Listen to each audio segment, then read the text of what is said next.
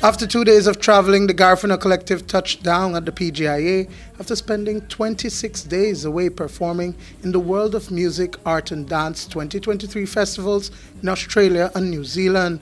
It was the band's second time touring in Australia, but their first ever performance in New Zealand. Everybody was excited because after COVID, everybody at those festivals and the clubs we played were booked for like over 2 years, right?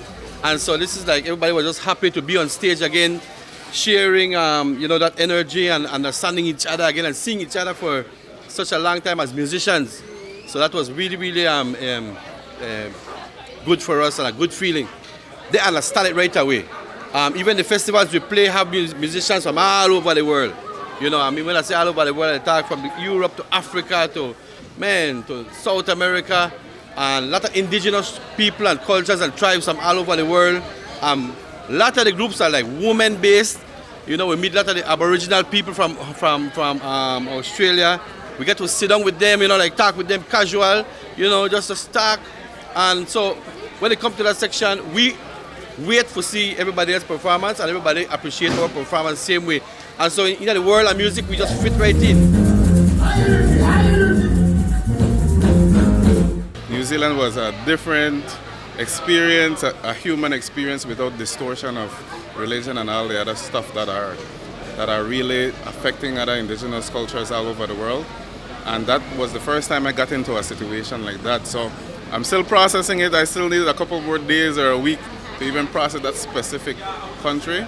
But it was a worthwhile experience for all of us. Next month, the group is set to perform at the Summit of the Americas in Denver, Colorado, and in June and July, they will tour the US and Canada before returning to Belize to perform at the second annual Belize International Music and Food Festival. Road manager Alo Bando, who also plays bass in the band, breaks down the schedule. We have a tour we started in the US in October, and so we're going to finish that up now, starting the end of May. Heading into the end of July, and so we look forward again. These are like each tour or section we do, or each leg of tour we do is has its own vibe, right? And so this one has a lot more educational components built into it, a lot more workshops, schools, universities, but also at the same time more festivals in the US, which is a hard place to work.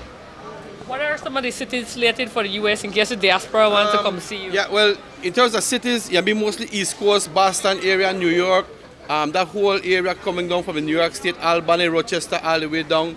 We'll go farthest west will be Chicago. We jump right across the border to Canada, to Sunfest in Ontario, Canada. And that should take up the time. And a bunch of clubs. We have some new agents working with us, who which is like, that's the work we do, right? We meet people and we ask people and people become interested. So they don't mind sharing their contacts with us. And that network and connection is what is happening now. Basking in the cultural ambience, lectures on indigenous values and storytelling, these cultural ambassadors are also sharing their cultural foods. We were charged to cook bundiga, one of the Garifuna dishes, and there were cameras above, on the sides, everything. It was well put together. There were screens showing what was happening, and people were sampling at the end. And so don't be surprised when people don't come and ask for food coming back to Belize. They're going to be asking for bundiga, right? And that was very fascinating because one thing that we realized in many of these festivals is that it's not just music.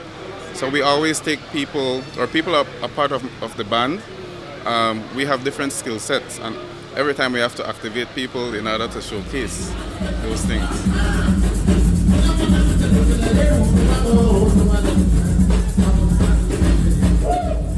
The Garifuna Collective has performed in over 30 countries across 5 continents, sharing their music and stories with global audiences.